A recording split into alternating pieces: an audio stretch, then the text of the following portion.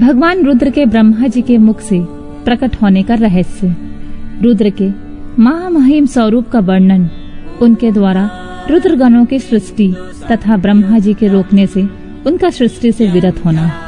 ऋषि बोले, प्रभु आपने चतुर्मुख ब्रह्मा के मुख से परमात्मा रुद्रदेव की सृष्टि बताई है।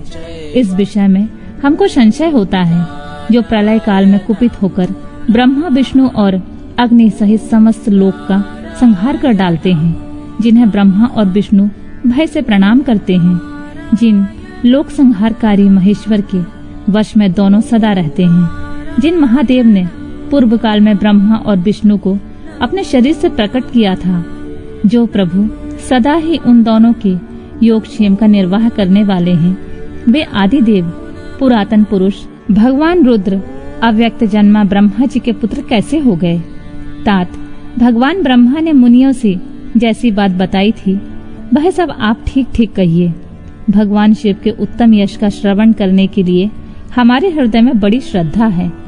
वायु देवता ने कहा, ब्राह्मणों, तुम सब लोग जिज्ञासा में कुशल हो, अतः तुमने यह बहुत ही उचित प्रश्न किया है। मैंने भी पूर्व काल में पितामह ब्रह्मा जी के समक्ष यही प्रश्न रखा था। उसके उत्तर में पितामह ने मुझसे जो कुछ कहा था, वही मैं तुम लोगों को बताऊंगा। जैसे रुद्रदेव उत्पन्न हुए और फिर जिस प्रकार ब्रह्मा और विष्णु की परस्पर उत्पत्ति हुई, वह सब विषय सुना रहा हूँ। ब्रह्मा विष्णु और रुद्र तीनों ही कारणात्मा हैं। वे क्रमशः चराचर जगत की सृष्टि पालन और संहार के हेतु हैं और साक्षात महेश्वर से प्रकट हुए हैं। उनमें परम ऐश्वर्य विद्यमान है। वे परमेश्वर से भावित और उनकी शक्ति से अधिष्ठित हो सदा उनके कार्य में करने में समर्थ होते हैं। पूर्व काल में पिता महेश्वर ने ही उन तीनों को तीनों कर्मों में नियुक्त किया था। ब्रह्मा जी की सृष्टि काल में, विष्णु की रक्षा कार्य में तथा रुद्र की संहार कार्य में नियुक्ति हुई थी। कल्पांतर में परमेश्वर शिव के प्रसाद से रुद्रदेव ने ब्रह्मा और नारायण की सृष्टि की थी।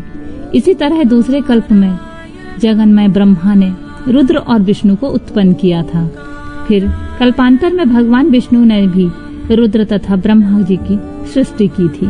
इस तरह पुनः ब्रह्मा ने नारायण की और रुद्रदेव ने ब्रह्मा की सृष्टि की।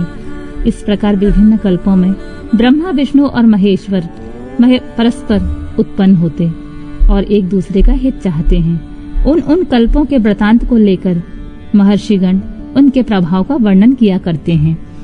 प्रत्येक कल्प में भगवान रुद्र के आविर्भाव का जो कारण है, उसे मैं बता रहा हूँ। उन्हीं के प्रादुर्भाव से ब्रह्मा जी की सृष्टि का प्रभाव अविच्छिन्न रूप से चलता रहा।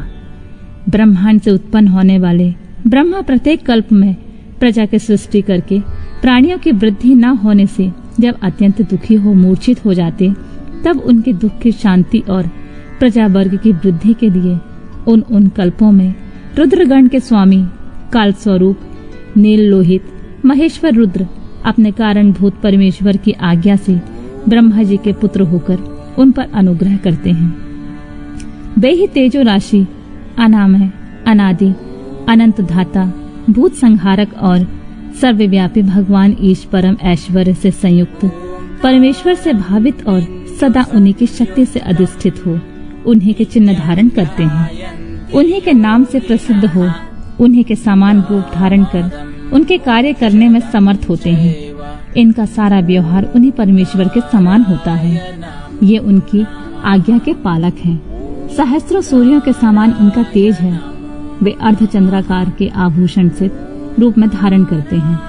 उनके हार, बाजूबंद और कड़े सर्पमय हैं। वे मूंछ की मेखला धारण करते हैं। जलंधर, विरंच और इंद्र उनके सेवा में खड़े रहते हैं तथा हाथ में कपाल खंड उनकी शोभा बढ़ाता है। गंगा की ऊंची तरंगों से उनके पिंगल वर्ण वाले केश और मुख भीगे रहते हैं। उनके कमनीय कैलाश पर्वत की विभिन्न प्रांत टूटी हुई दाढ़ वाले सिंह आदि वन्य पशुओं से आक्रांत है।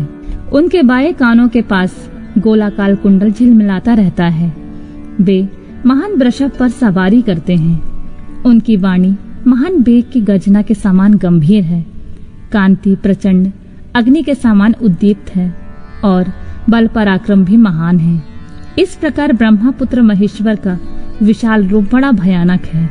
वे ब्रह्मा जी को विज्ञान देकर सृष्टि कार्य में उनकी सहायता करते हैं।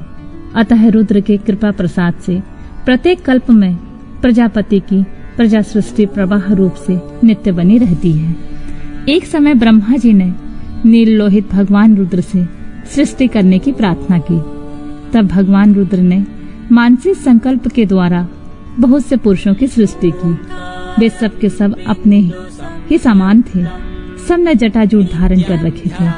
सभी निर्भय, नीलकंठ और त्रिनेत्र थे। जरा और मृत्यु उनके पास भी नहीं पहुंचने पाती थी। चमकीले शूल उनके श्रेष्ठ आयुध थे। उन रुद्रगणों ने संपूर्ण 14 भवनों को आच्छादित कर लिया था। उन विविध रुद्रों को देखकर पितामह ने रुद्रदेव से कहा, देव देवेश्वर, आपको नमस्कार है। आप ऐसी प्रजाओं की सृष्टि ना कीजिए, आपका कल्याण हो। अब दूसरी प्रजाओं की सृष्टि कीजिए जो मरण धर्म वाली हो। ब्रह्मा जी के ऐसा कहने पर परमेश्वर रुद्र उनसे हंसते हुए बोले, मेरी सृष्टि वैसी नहीं होगी। अशुभ प्रजाओं की सृष्टि तुम ही करो। ब्रह्मा जी से ऐसा कहकर संपूर्ण भूतों के स्वामी भगवान रुद्र उन रुद्रगणों के साथ प्रजा की सृष्टि के कार्य में निवृत्त हो गए।